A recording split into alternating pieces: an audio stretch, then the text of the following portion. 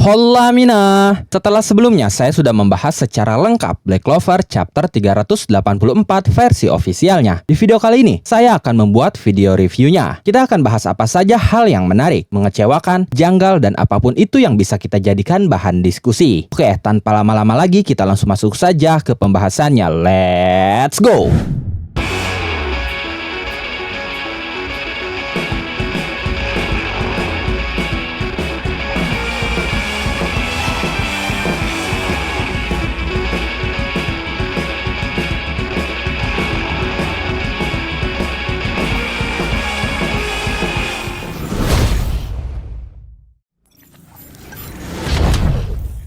Black Clover chapter 384 ini berjudul Inspire Spirit, atau dalam terjemahan resminya menjadi Pembangkit Semangat. Judul ini mungkin terdengar sederhana, tapi maknanya sangat dalam karena secara jelas menggambarkan dampak besar dari kebangkitan Asta terhadap semua orang di medan perang. Setelah sekian lama tenggelam dalam rasa putus asa akibat kekuatan mutlak Lucius, para kesatria sihir kerajaan Clover akhirnya menemukan kembali nyala semangat mereka. Asta yang muncul di saat seluruh dunia hampir menyerah, menjadi simbol dari harapan itu sendiri, dan Asta menjadi pemicu perubahan suasana hati seluruh pasukan. Kita bisa melihat bagaimana aura medan perang benar-benar berubah setelah kebangkitannya. Para karakter yang sebelumnya bahkan tidak yakin bisa bertahan hidup, kini berdiri kembali dengan keberanian baru. Sosok seperti Finral, yang dulu dikenal sebagai salah satu anggota paling penakut dan cenderung menghindari pertempuran, justru kini tampil berbeda. Dia yang biasanya bergantung pada orang lain untuk melindunginya, kini justru mengambil inisiatif untuk mengajak kakaknya, Langris, yang selama ini dikenal lebih berani dan agresif, untuk ikut maju turun ke medan perang bersamanya. Sementara itu, Leopold Vermilion juga menunjukkan respon yang sama. Meskipun tubuhnya sudah penuh luka dan hampir kehabisan tenaga, dia dengan lantang menyatakan bahwa dia masih mampu untuk bertarung. Kalimat sederhana itu terasa begitu kuat karena dipicu dari kobaran semangat yang Asta bangkitkan.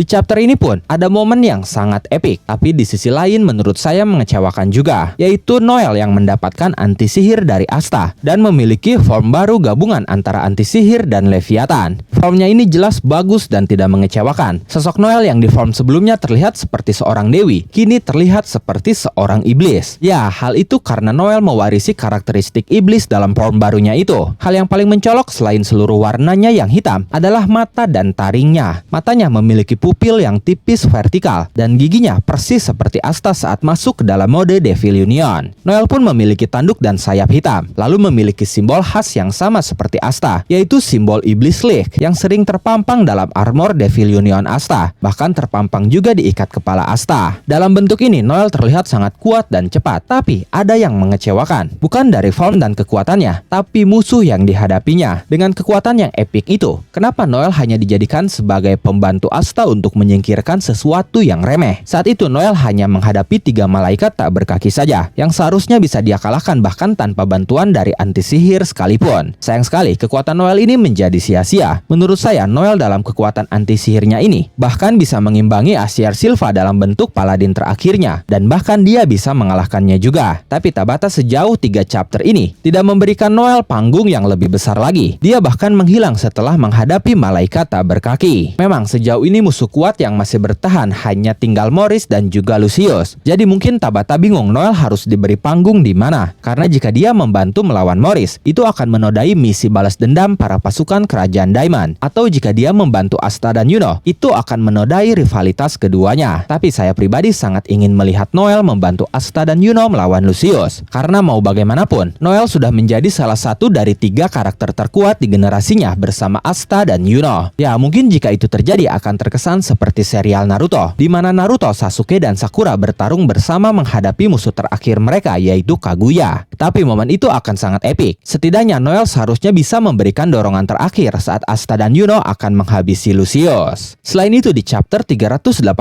ini, ada satu momen yang mengungkap sisi terdalam dari Ryu, yang awalnya kita tahu dia adalah seseorang yang penuh percaya diri dan sosok yang kuat, baik mental maupun fisik. Tapi ternyata dia pun mengalami kesulitan mental saat kehilangan kekuatan sihirnya. Dia memang dengan tegas dan yakin siap kehilangan kekuatan sihirnya demi bisa menyelamatkan Hinokuni. Tapi setelah itu, dia kehilangan arti hidup. Bahkan tidak yakin bisa menggapai mimpinya yang dia janjikan pada Yami, sahabatnya. Awalnya saya kira Ryu putus asa karena tidak bisa menjadi shogun dan bersaing bersama Yosuga. Tapi ternyata bukan itu masalah dia sebenarnya. Dulu saat Ryu dan Yami masih remaja, tepatnya di chapter 342, Ryu sempat mengutarakan mimpinya kepada Yami, di mana dia ingin semua orang di negerinya bisa hidup dan tertawa bersama. Dan saat itu Yami meledeknya, tapi Yami tetap menyukai mimpi seperti itu. Nah, setelah kehilangan mananya karena mendapatkan mata Tengensu yang bisa melihat apapun. Lalu ketika Yami meninggalkan Hinokuni setelah tragedi pembantaian klannya yang dibebankan kepadanya, Ryu mencari Yami menggunakan kekuatan matanya itu. Hingga akhirnya itu berujung pada Ryu yang menemukan Asta yang ternyata senasib dengannya. Dari sini terungkap bahwa Ryu ternyata lebih mengenal Asta lebih dari yang kita kira. Dia mengawasi Asta yang terus berkembang menjadi sosok kuat seperti saat ini. Dan proses perkembangan Asta itu membuat Ryu menemukan kembali arti hidup. Sehingga Ryu pun menjadi salah satu dari orang yang terpengaruh oleh Asta. Bahkan tanpa Asta sadari, Asta pun menjadi pembangkit semangat Ryu, sama seperti judul dalam chapter kali ini. Satu hal menarik lagi di chapter kali ini yaitu munculnya Paladin Lichita. Seperti yang sudah kita tahu, Lichita ini tidak memiliki kemampuan bertarung seperti Asher Silva dan Morgan. Jadi Lichita hanya dimanfaatkan sebagai penggoyah mental Asta dan Libe saja. Tapi di kesempatan keduanya bertemu sosok Lichita itu, Asta dan Libe kali ini tidak ragu untuk menebasnya. Dan saat itu bahkan melenyapkan armor Paladin yang membungkus tubuhnya. Kasus yang sama yang pernah Asta dan Libe lakukan pada Sister Lily dan Damnatio, di mana mereka langsung berubah ke dalam bentuk manusianya dan mendapatkan kembali kesadarannya setelah ditebas oleh Asta dan Libe. Tapi bedanya, Lichita ini sudah mati sebelum menjadi Paladin. Jadi di sini muncul pertanyaan besar, apakah Lichita akan melebur dan menghilang atau justru bertahan dan bahkan memiliki kesadarannya? Menarik untuk kita ulik karena setelah Asta menebasnya, kita tidak melihat Lichita melebur dan menghilang. Bahkan Lichita jatuh di dekapan Asta. Sementara Paladin lain yang dijadikan Paladin setelah kematiannya, seperti Asher Silva dan Morgan, langsung melebur setelah dikalahkan. Ditambah kita melihat Yuno seperti menteleportasi Lichita entah kemana sebelum mereka berhadapan dengan Lucius. Sehingga ada kemungkinan bahwa Lichita tidak menghilang karena anti-sihir Asta saat itu hanya menghilangkan bentuk Paladinnya saja. Ini pembahasan yang sangat menarik dan akan panjang. Sepertinya saya akan bahas dalam video terpisah nanti setelah membuat semua review chapternya. Untuk sekarang cukup sekian. Video selanjutnya saya akan membahas review chapter 385.